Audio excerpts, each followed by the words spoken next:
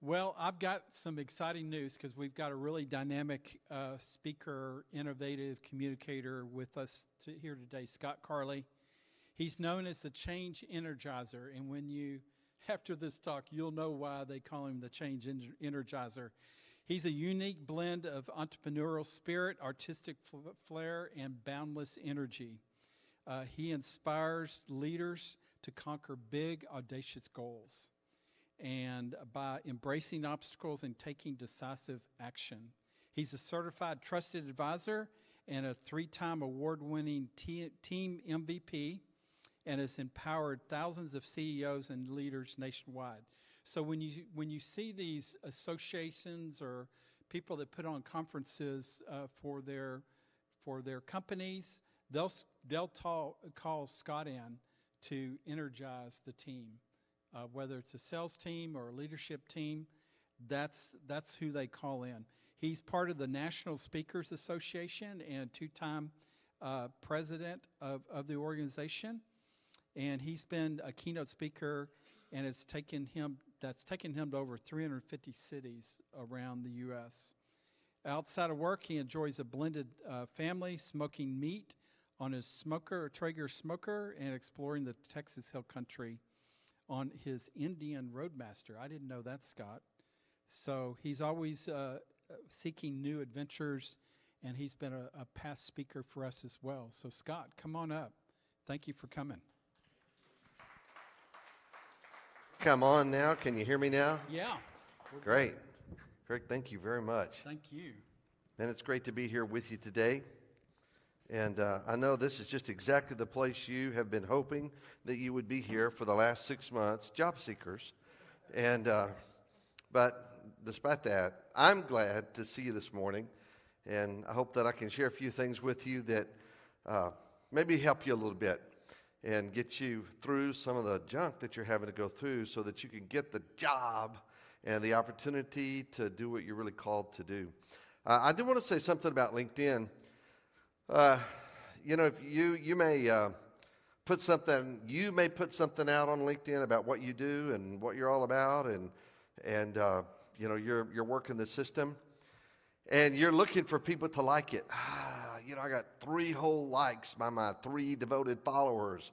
My kids and my brother and my dad or mom or somebody, and you're just going But Craig came up to me a while ago and he said, "Man, I follow you all the time on LinkedIn." And I'm thinking in my mind, I have never seen you like one of my posts, but I know that you are following me on LinkedIn. And this has nothing to do with my presentation today, but I want to challenge you. If you go to LinkedIn and you go to your profile, and then it will show you where, there you have, 4,500 people that are following you. You can do a search for, that's first level. Do one for second level. And when you do that one for second level, see how many people it shows up. Because for me, when you hit that second level, instead of just being 4,500, it goes to like 1,100,000. And when you go to the third level, it goes to 1 billion people. You have no idea how many people are paying attention to what you're putting out there. I want to encourage you to put stuff about you out there. As a speaker, I get a lot of business from LinkedIn. People look at my stuff, they watch some of my videos, and I get a lot of business from that. So just a word of encouragement. I hope that will help you some. Things are not always as they look. Well, today, here we go. Today I want to talk to you about unleash your superpowers. And that is, it's not just a motivational thing today. I'm going to really actually dive into something. You have superpowers, and you're going to need a cape. And today, I have brought one of my capes with me. And, you think, oh, come on, man, get real, Scott. I am being as real as I know how to be. There are times when you need to realize that you are so much more than you are giving yourself credit for. You have skills and superpowers that somebody beside you doesn't have. There's a lot of them. And I'm going to encourage you to embrace that today. And we're going to talk about all the different capes that I want to bring to your attention today. Is that all right? Good. So I want to tell you about a few people just to kind of get started. David Allen, his daughter is marrying my son. And so Dave's a great guy. He is a robotics field service engineer. Anybody know David by any chance? He's right here in town. David has been working as a field service engineer and just doing great. Got laid off. Got let go. You know, there's some really specific terms about what all of those things mean, and you know, but he got let go. That was his words. I got let go after 23 years. And when that happened to him, he freaked out. And he said, Scott, he said, 23, you know, I haven't filled out a resume. I don't even know what my resume looks like. I've been working for this same company, and I wouldn't even know where to start on putting a resume together and, you know, what I'm supposed to do or say. He was pretty freaked out. And because my son's dating his daughter, you know, he was sharing with me some stuff. And so I spent some time with Dave and gave him what I hope every one of you have had, and that is a profile assessment. And there's a different bunch of kinds. We'll look at them in a few minutes. And those things helped him to see how the world sees him. Not just as he sees himself, but as the world sees him. So I'm going to tell you his story.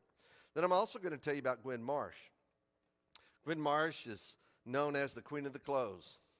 And her position, instead of terminating her, they terminated her position. Anybody ever experienced that before? Your position just evaporated. And now, because we don't have that position, that means you don't have a job. And Gwen came to me and she said, I want help, but I want to go to the job I want to go to. I want to find the position that I want and that I'm really geared to, because I've been doing this one thing and I'm pretty good at it, but I want to do something that I feel passionate about and that I want to do. And so we got together and I worked with her, and I'm going to share her story with you a little bit. And then I'm going to talk to you about a guy by the name of Gideon. You ever heard of Gideon in the Old Testament? And Gideon was a guy who wasn't looking for a job. He had a job thrashing wheat in the wine cellar, and they were all hiding in caves, and it was a bad situation. And God came and said, I've got a job for you. And he said, me? And God said, you. And he said, but I'm from the smallest tribe out of the 12, and I'm from the least significant family of all of my little bitty tiny tribe. And God said, yeah, I know, but you have some superpowers that I'm giving you, and I want you to put on a cape and wear those superpowers. So we're going to talk about Gideon. I think it's so cool to watch what God does and how God does it.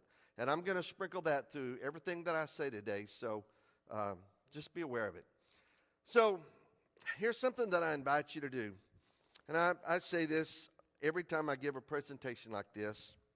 I know that I'm not speaking to people who are novices at going and looking for jobs and trying to advance your career. I know you're not a novice.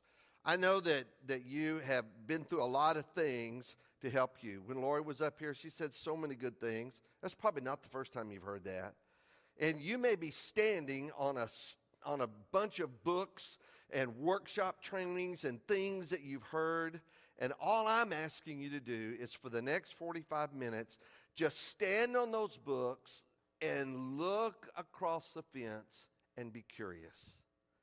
If you would just give me your curiosity for the next 45 minutes and be open to some things. It's really easy for me, others, to hear something and say, yeah, heard that, done that, been there, got that t-shirt, I'm good. Right? So I'm asking you just to be curious for a little while. Now, how many of you have been through a personality profile? Okay, great. Yeah, everybody. DISC, familiar? How many have been through a DISC profile? Predictive index, anybody been through that one? Okay, that's kind of a newer one went out. Myers-Briggs, anybody been through those? Okay, got a lot of great information. The Strength Finders, how many been through Strength Finders? Okay, great. Fascination Advantage Profile, anybody? Okay, great. So I am not qualified in all of those, but I'm certified in one of them. And today, regardless of which of those 4 or 5 you have been through, I want to invite you to really think about what they have to say to you. And I'm going to address primarily the one that I'm familiar with, but it doesn't matter. Whatever one that you've been through, if it's been a while, you need to go home, brush that thing up, brush the dust off of it, and take a look at it, because it has some very powerful things that I want you to be reminded of. So, how the world sees you. Now, this is the main thing. You know, when we're going in for a job interview and we're putting ourselves out there and we want somebody to say, oh, you're what I need. You've got the skill set. You've got whatever. I want you to come on in. It's really important to recognize that all of these assessments don't just tell us how we see ourselves and what you can do and what you're good at beyond your specific college degree and specific training. But when you and I walk into a room, we click on a Zoom, and we begin interacting with people, you are sending out signals about what you're gifted to do and what you're naturally talented at. 55% of our communication is body language. It's how you stand, how you look, how you shrug, how you nod your head. I like that. She said she was a German Shepherd, nodding her head back and forth. We give away so many signals. When I start talking, all of a sudden now you mentally, consciously or unconsciously are decoding everything about me. Now, in the Fascination Advantage, I'm a maverick leader, which means innovation is something I'm naturally gifted at. You could blindfold me, tie my hands behind my back, and you come in with a problem and you need some creative ideas. Those things just flow through me. I'm naturally gifted in that. I didn't go to school to learn that. I have, educated myself in some of it, but I'm just naturally gifted to do that. If you need somebody to make a decision, power is one of the other ones. It's my secondary. DISC, that would call that D, innovation would be the I, and I only need about 70% of the information to make a decision. My wife, she needs 99.9% of the information unless she's shopping. And then all she needs to know is see that dealer's tag that says 40% off and 20% off plus. And then she makes a decision really quick.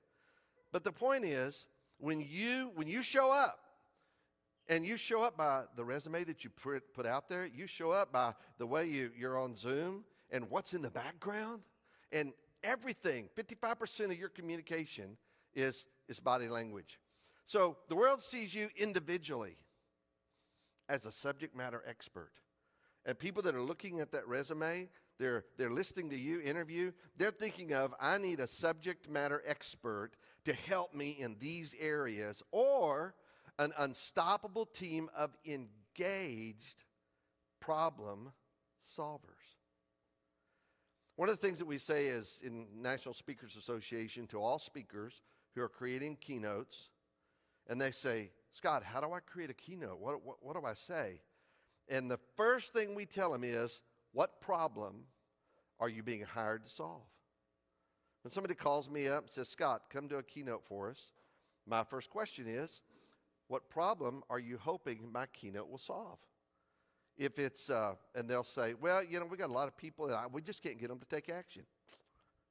I'm your guy. I can help you with that. Scott, we've got some real technical issues about writing code. Now, I'm not that guy. I can't help you with that. That is out of my ballpark completely. And you have to answer the question. They're looking for the answer. What problem are you gifted to solve? And I'm going to show you a few of those. So what if you discovered that you had a natural personality trait that made you stand out head and shoulders? Now, she said you got to be 6'1". I'm in trouble. I was at a meeting, a thing called ACG, and there were some 7-foot basketball players that were almost my age, and there were 3 of them. And so I got 2 over here and 1 right here, and we're like this. And man, I never looked shorter in all of my life. You talk about standing out, I was standing out. But it wasn't exactly the way I wanted to stand out. But what if you realized that you had a personality trait that made you stand out from everybody else? That made you, it was obvious that you could solve specific problems in a specific way that other peoples weren't naturally gifted to do, and attracted you to your ideal teams. There are people looking at a resume, looking at you when they hear you talk, and you're in an interview or you're just on the phone with them, and they're thinking in the back of their head, she might make a great team person on this team. Yeah, I like what I'm hearing. So we got to be talking about what we're naturally gifted to do. Does that make sense? Yeah, and Lori, she just talked about all of that. The Fascination Personality Profile, which is one of the ones that I use, is a neurological discovery of the 7 personality traits that trigger the human brain to be fascinated with the way you communicate and conduct business. And I'm going to give you a picture of what that looks like in just a minute. These assessments, all of them, uncover the recipe of neurology, linguistics, and biological anthropology to understand how the world sees you as a unique signature professional. Now, I'm a guy who likes to address the elephant in the room. Every culture, every color of skin, every dialect comes to problems in a different way. And they can help in their own very unique way. I live in a brand new neighborhood, Santa Rita Regency. It's for all the old people, 55 and older, and I just slid in under the gate to get in there. I am surrounded by people of all cultures. It is pretty incredible. And I see this firsthand every day. And I love it. Now, the word fascination. Have you ever been fascinated with something?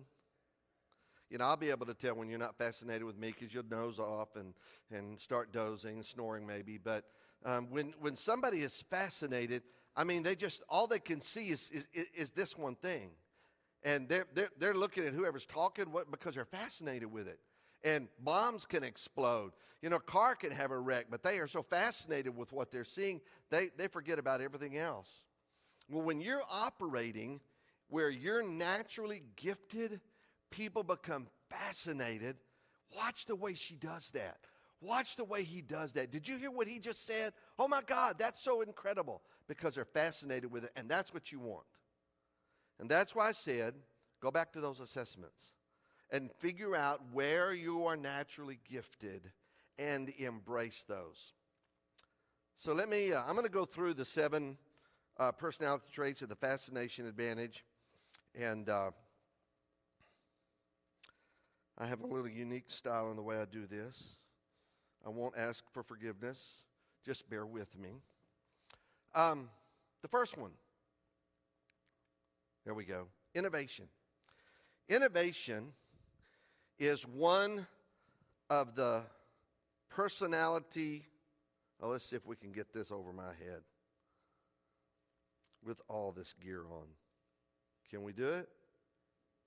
Here we go. Over my glasses.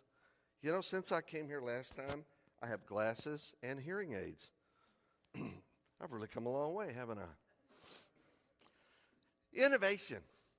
Innovation is a gift. I told you that's my number 1. And innovation is a very powerful thing. Some of you have it, and you may or may not realize that you've got it, but it is a language of creativity. Innovator personalities are unconventional thinkers who generate ideas that earn attention.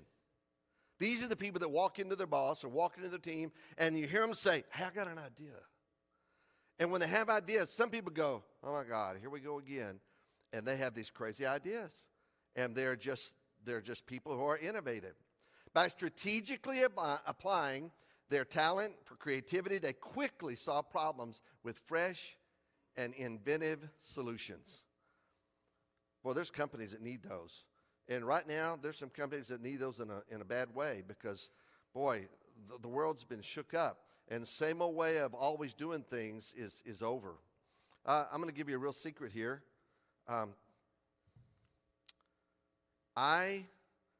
Everything that I write now, everything I'm finishing a book, everything that I write, I put through ChatGPT and I tell it, put this in millennial language.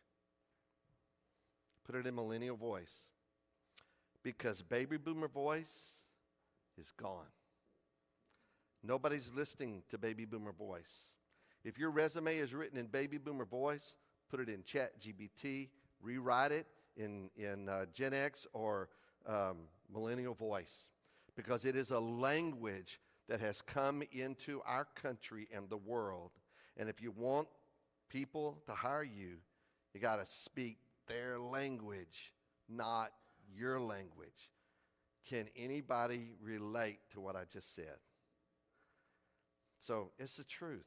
And it's not something that you may be excited about. I wasn't excited about it, but it doesn't matter because we have to go forward with it. So who was an innovator in the Bible? Noah. Noah was an innovator.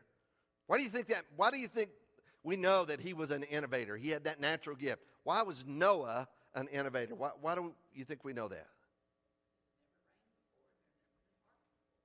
Yeah, never rained before. And God said, I want you to build an ark. And Noah said, we're on it. Okay? How could you build a boat when there's never been a need for a boat? But the innovation gift was in him.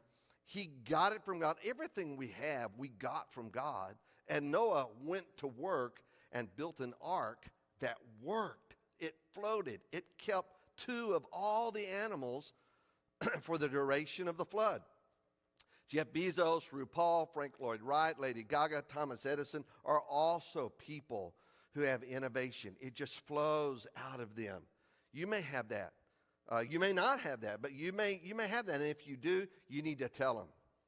I've got innovation is a part of me. I am always coming up with ideas.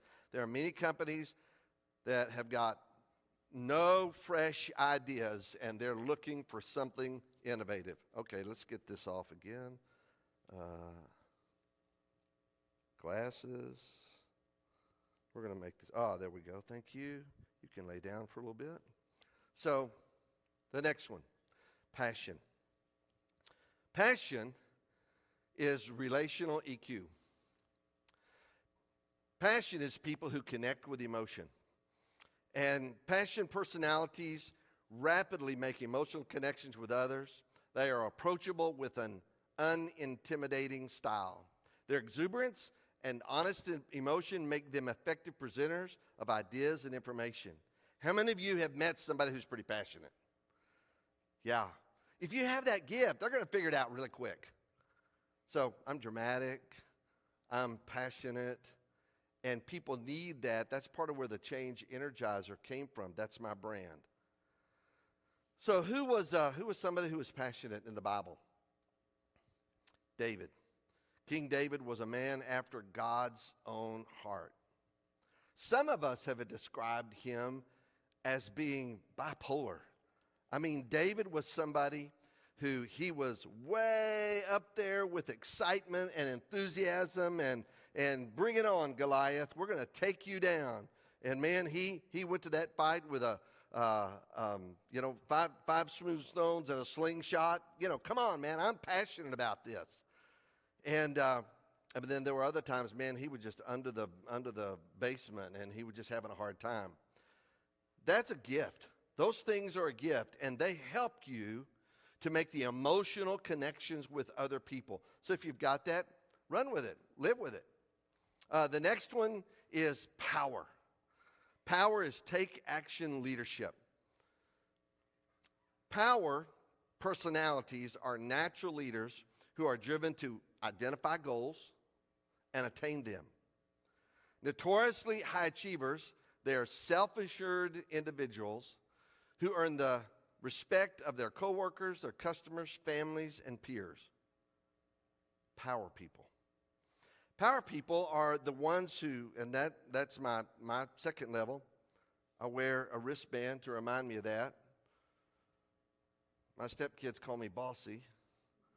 So it must be that, I'm doing the right thing because it's there. Bossy power people are people who chaos is going on and nobody will make a decision and stand up and do something. And the frustrated power person says, let's just do this. And they will stand up and they only need about 70% of the information and they're ready to go. How many of you know somebody like that? Right? You may not be like that. You may have parts of you that are like that. In certain situations, you can make a decision. In other situations, you want somebody else to make the decision. But it could be that when you put your resume up there, the person reading it says, I need a power person because nobody is making decisions. Nobody will move things forward, and we need that to happen. So who was that? Simon Peter.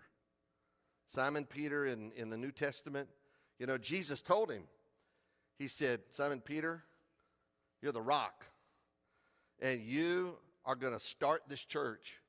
And on the day of Pentecost, after the resurrection of Jesus Christ, and he was gone, and now it was left in the hands of the 12, who was the spokesman throughout the entire book of Acts, going from place to place, preaching the gospel? It was Simon Peter. He was power. Take action. Let's baptize people. Let's convert people. Let's go to the next city. That was Peter. So who else? Steve Jobs? Richard Branson? Angela Merkel? Warren Buffett? Michael Bloomberg? Gloria Steinman? Mark Zuckerberg? These are all power, take action people. That may be you or not. The next one is prestige. Now, I like prestige. My wife is prestige. And prestige has a high bar of excellence. Our house, we just moved into this new house we built, and we're very happy to be there, very grateful, very thankful. And one of the things that we did is in the garage, we put up this rack that would hold all of her boxes. Because every time a different season, like Easter, there's a box full of stuff for Easter. And like 4th of July, there's a box full of 4th of July. Christmas, there's 17 boxes for Christmas. And for every one, she comes in, and when you walk in, she has a high bar of excellence about how she wants the place to look. And when she walks into the garage, she looks across the counter, and the sun hits it, and she says, water spots, what have you been doing? How come you don't have the counter clean? And I come over there and I rub the counter clean. She has a high level of excellence. Well, prestige personality instinctively seek consistent improvement, higher goals, and tangible evidence of their success. They are motivated by clear rewards and the respect of their peers. Sometimes that's what they're looking for, is somebody who can, have you ever heard this before? We need somebody who can raise the bar. Now, if you on your resume and in your interview, in whatever conversation you have, one of the things that I found is I raise the bar everywhere I go. That's my tendency. I want to make things better. I'm not content with the status quo. I want to raise the bar and make it look better. People hear that. Consciously or unconsciously, they know what you're saying. So who is that person in the Bible? Solomon. Yeah, Solomon built a temple that David had always dreamed about. And to this day, the world talks about Solomon's temple. He wanted it a high bar of success and prestige. There's nothing wrong with that. The way you look, the way you're dressed, the way you act, everything about you says prestige is important to me. Doesn't mean you're arrogant. Doesn't mean that you're loud. Just means that a high bar of success is important to you. How many of you can relate to that one? How many even know somebody who's got that? Elon Musk, Audrey Hepburn, George Clooney, Vera Wang, James Bond, Gordon Ramsay. All of these people reflect that. And again, when they walk into the room, when you walk into the room, people are going to look at you and they're going to say, ooh, prestige, high bar of excellence. That's a good thing. That's a positive thing. The next one is trust. And I have a few more of these. Hang tight with me. Stability and turmoil. Trust represents somebody who brings stability in the middle of chaos. How many of you know somebody like that? Yeah. How many of you are that person? Anybody? Oh, good. I like that. I'm glad you recognize it. Trust personalities provide normalcy and comfort in chaotic environments. Would you describe America right now as a little chaotic? Yeah, I would. And for whatever side of the fence you're on about all that, America's in a very chaotic time. If you are somebody who can come in and bring stability in the midst of chaos, you could be very lucrative and well appreciated. They carefully pay attention to detail, reinforcing consistency between the expectations they set and the results that they deliver. And in the Old Testament, that's pretty well lived out by Ruth. You know, Ruth was somebody who came in to a very chaotic situation. She was a widow, and she had no place to go, and she was in pretty bad shape. And Naomi said, well, you know, if you want to, you could come with us. And we're going to a foreign land. We're going to our homeland. If you want to go, you can go with us. And Naomi said, or Ruth said, I'll go. And where you live, I will live. And your people will be my people. And your God will be my God. And she came into a very chaotic situation in her life, having to transition into other places, and she brought trust and stability. And eventually met Boaz and married Boaz, who was the grandfather of David, which put her in the lineage of Jesus Christ. And a lot of that was because she brought stability in the midst of chaos. Gandhi, Tom Hanks, Meryl Streep, Pope Francis, John Wayne, these were other people who exhibited somebody who could bring stability and trust and loyalty in the midst of chaos. All right, let's go to the next one, mystique. I am not mystique. Mystique is intentional listener. Mystique people communicate carefully. Mystique personalities filter what they communicate. They thoroughly edit their ideas and opinions, selectively choosing what to reveal and share.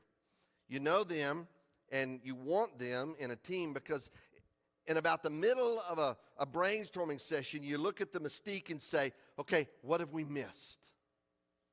And the mystique person will reiterate back to you what you did, and they'll say, but here's some things you missed because I've been listening and I've been paying attention. How many of you are a mystique in this room right now? All right, I see 1, 2, 3, 4 maybe. You listen. You're the quiet people. You don't say much.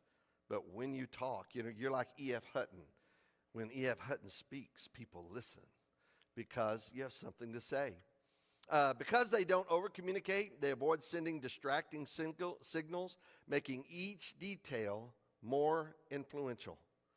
Well, that could be you. And if it is you, say that in your resume and say that in your interview. I am a listener. And they're going to say, there are listeners in the world?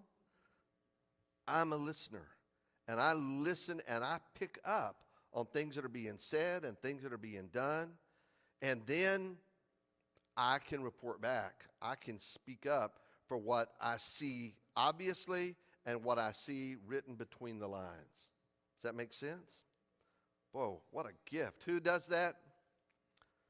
Joseph. Joseph in the Old Testament.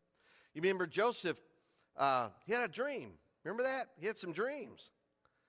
And he wasn't sure exactly what they meant, but, he figured it out, and his brothers kind of figured it out.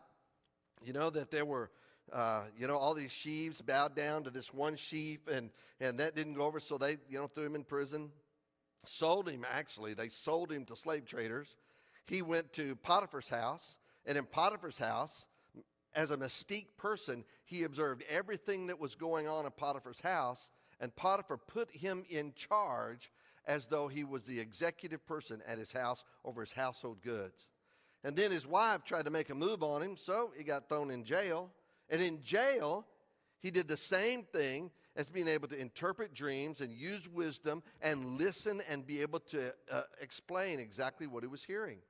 And finally, Pharaoh heard about it because Pharaoh had a dream, couldn't make sense of it, brought Joseph up there, and he used his natural gift to tell him, you're going to have 7 years of plenty, and it's going to be the best crops you've ever had, and then you're going to have 7 years of famine. And so what I would do is I would save up during those 7 years of plenty so that when 7 years of famine hits, everybody's going to be coming to you to buy grain. And he took him and made him second in control, prime minister over the entire land of Egypt.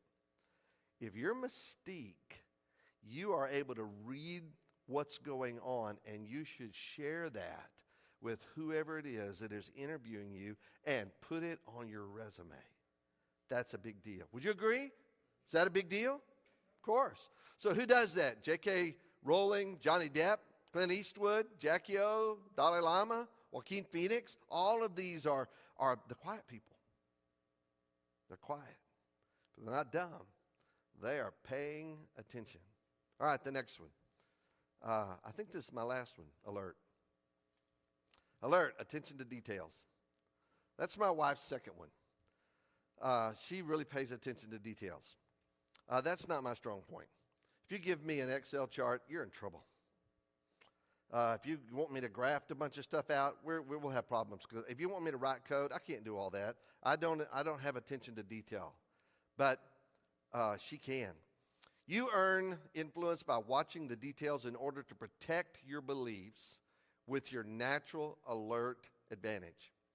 You're organized and proactive with a keen ability to manage even the most complex projects. Your risk-averse attitude helps you avoid mistakes. There's a lot of companies that like to have people who are paying attention to the details so they don't miss anything. And with compliance or with finances and other areas, code writing, that attention to detail is really critical. Now, who is the person who reflects that for us? Moses. Moses is the alert person. How do I know that? Have you ever read the book of Leviticus? Numbers? Deuteronomy?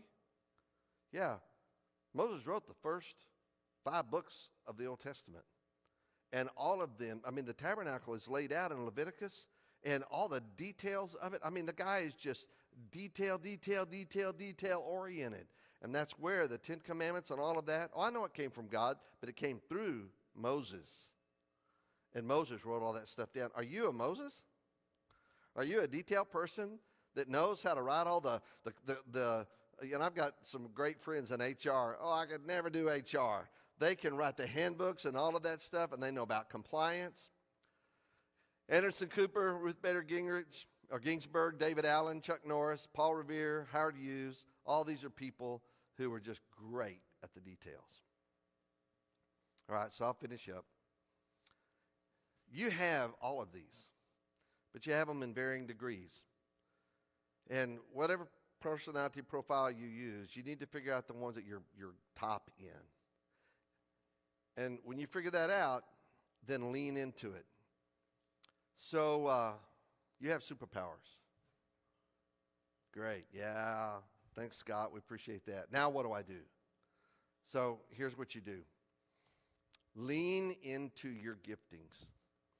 You know, whatever your giftings are, lean into those.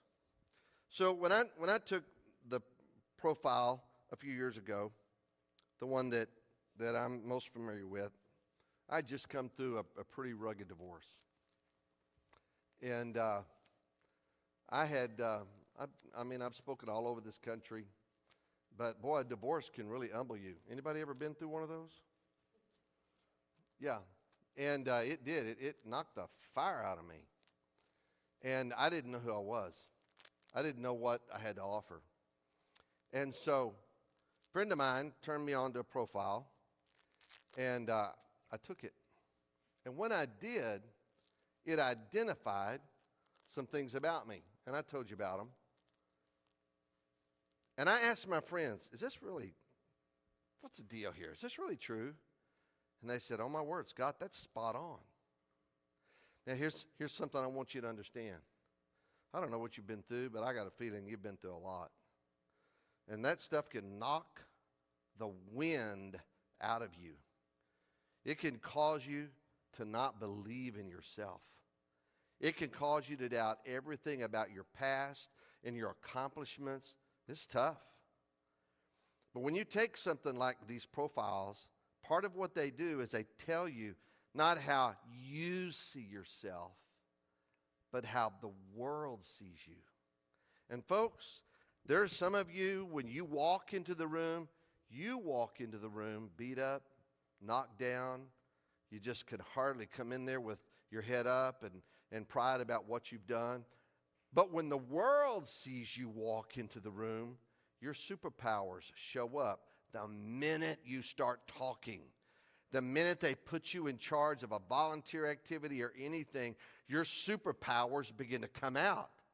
And all of a sudden they're seeing, wow, man, you've got prestige, or you've got alert, or you've got stability, or you've got emotional connection or power or innovation. They start seeing all of that, and you're not seeing it. All you see is, you look in the mirror and you see somebody who's all beat up. And I'm telling you,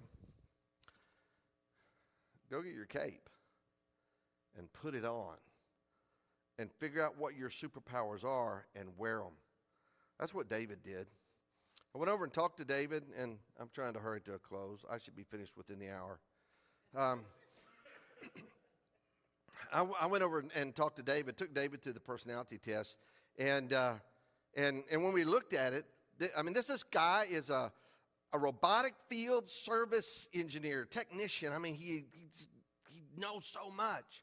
And when he started going through that, he said, yeah? Wow, really? Well, let me show it to you. He is called the editor-in-chief. He is productive, skilled, detailed, immersed, and results-driven. And I can't read the other things up there. He maintains high standards without losing sight of deadlines. You're a hard worker who manages to get a lot done. He's just very gifted. And so I told David, I said, David, here's what I want you to do. I want you to read these things again and again to yourself. I want you to put them into your resume. And I'll help you with that a little bit, but I want you to put them into your resume. And then, just like Lori was talking about in the interview process, I want you to be able to memorize some of these things when they ask you about what you do and how you do it. And David was nervous. He'd put in resumes and nothing was happening. Nothing was happening at all. And he made some shifts, put some of this stuff from that screen and then also from this screen. He put those things into straight from the profile. It is the articulation of your skill set and your superpower. And he put that in and submitted it. And 1 week later, he got his first call. Mr. Allen, we'd like you to come in and we will interview you. And so, man, he was so excited. And he dressed up in his best blue jeans and he went and interviewed. And then, he came back just ecstatic. And so then a couple of days later, he got a call for another interview. And then he got a call for another interview. And man, he was walking on cloud nine. And he said, I can't believe this.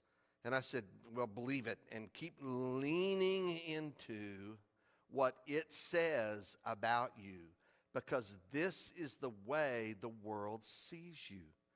And so he took one of the jobs, and it was more money than he was making at the last place. I mean, he was stoked.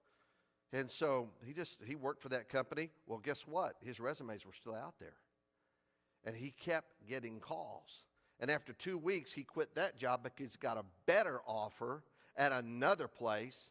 And now, every time he sees me still, this is 2 years later, every time he sees me still and introduces me to anybody, he will say, this is the guy who helped me get the best job I've ever had. It wasn't me. It was that profile. All I did was help him get fitted for his cape. And once he did and leaned into it, he got the job that he was most gifted to satisfy. Okay, let me tell you quickly about Gwen. So lean into them, but then list them on your resume. If you don't put them on your resume, they're not going to know about it. And I'm happy to stay afterwards and tell you kind of how I do that with people. But this is Gwen Marsh, the Queen of Clothes. And her job was, terminated. Not her, but her job was terminated, so she was terminated too. And she came to me and she said, I'm looking for a senior position, partner or senior position in a sales company. And, I've got a few places in mind. How can you help me? And so we did. We took her to the profile. Let's all say profile. Okay, whatever profile you use, doesn't matter to me. Find one, use it. Found out that she's a connoisseur. She's insightful, distinguished, in the know, admired, well-groomed. And because of that and how the world sees her, she articulated those things. And I said, does this make sense to you? And she said, oh, that's me. That's me. But she had never been able to articulate what it was about her. And within, I guess she hired me for 90 days. Within 60 days, she had a six-figure job at one of the places that she wanted to go work. And it was because she could articulate to them who she was. Does that make sense? Is that cool? It makes a big difference because they don't know you from Adam's house cat. That's a Texas saying. Adam's house cat. So here's some other things about her. It's all in the profile. And then let's look at this guy, Gideon. I have to tell his story. When the Lord called Gideon to go to work for him and save his country from the Mennonites and the Amalekites. And he said, God, I am the least of the least of the least. You're calling the wrong guy. And God said, no, you're the right guy. And because he had mystique, alert, and innovation, the Lord said, I want you to use your gifts. And that's what it said in Judges 6:14. Go with the strengths you have and rescue Israel. I am sending you with those gifts and those strengths. And he did some really crazy things. He narrowed his army from 32,000 to 300 people. Doesn't sound like the ramping up to me, does it? And then he ramped down. And then he gave everybody a trumpet, a clay bottle, and a torch, divided them up into three groups. Does this sound pretty innovative? They surrounded the armies that were trying to kill them. And when Gideon blew his horn, everybody else blew their horn and said, God is with Gideon. And they cracked those clay pots to make a noise and lifted up their torches. And the enemy, they all killed themselves fighting each other because it was the middle of the night. And they didn't know who the enemy or the friendly people were. And they killed themselves. And he won that battle with 300 people. I would say that's pretty innovative. But what he did was he leaned in to where he was gifted. And if you will lean in to where you're gifted, I think you're going to be blown away at what can happen. So I'll stop there. The fascination advantage or DISC or jobs, strength finders or any of those others, they say a lot about you. Don't just blow it off. Don't say, well, maybe I'm like that. Lean into it. Put your cape on and live into your superpower. Now I'm gonna take some time for Q&A. Anybody's got any questions? While I'm doing that, this is a QR code for you to. I think that maybe can I go back? Yes, how to read the 7 different personalities. That QR code will help you to get that. And if you'll answer a few questions, then I'm going to send you that box, or not that box, that document. And we'll tell you a little bit about how you can learn to read these 7 different personality profiles. And so you can know a little bit about who you are or who you're trying to go to work for. All right, I just want to open up for some questions. I know you must have some questions about all this. I'm going to take my cape off for a minute.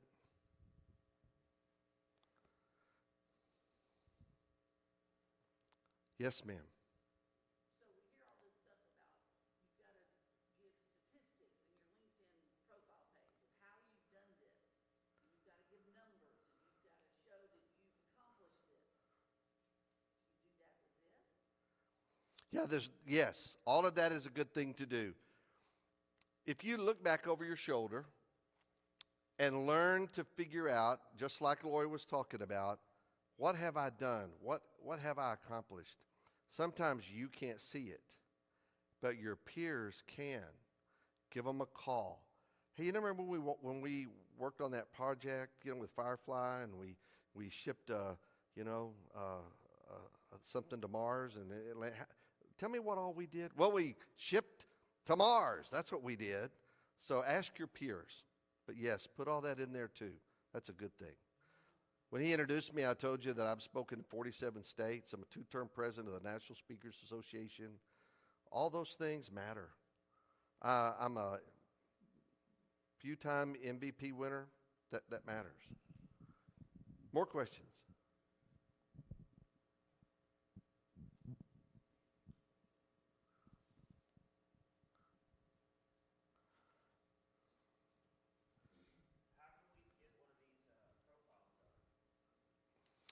So if you want to use a profile, you can get them at my cost. And you go to Identity Energizer. It's at the bottom of that page. It's $49. I don't know what the others cost, but that's my cost. Okay, does that get some consulting from you on the results? It does. If you get that one, then you get a 40-minute one-on-one consultation from me about to debrief you on that profile.